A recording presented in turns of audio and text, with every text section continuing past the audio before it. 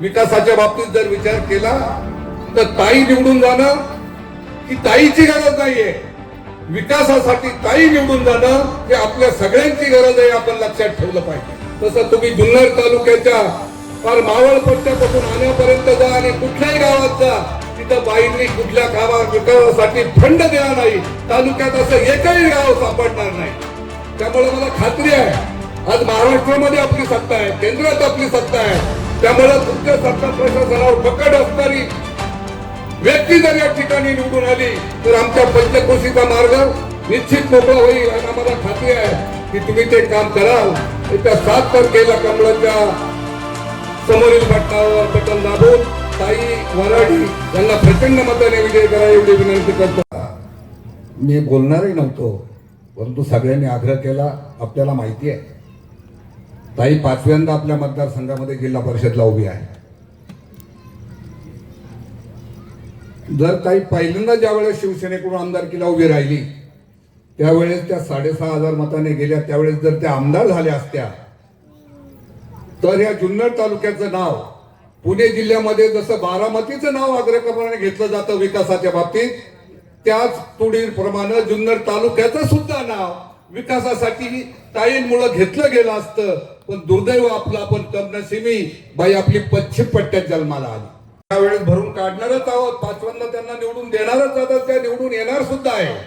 परंतु तुम्हाला एक सांगतो, विकासाच्या बाबतीत जर विचार केला तर ताई निवडून जाणं ही ताईची गरज नाहीये.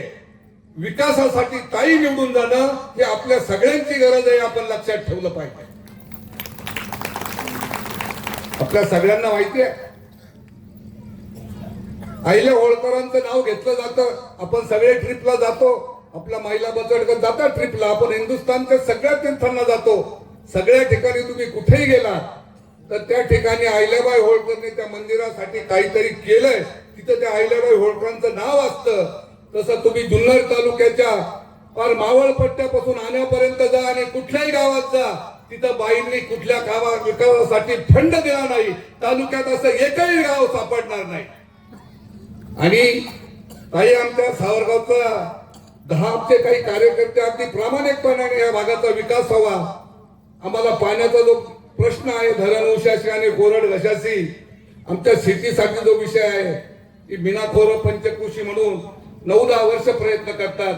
सुरुवातीला शरददादा सोनवणे आमदार होते, त्यांनी 5 वर्ष असं केलं तसं केलं, प्रयत्न केले, काही झालं नाही. अतुल शेट्टी सुद्धा प्रयत्न केले, काही झालं नाही.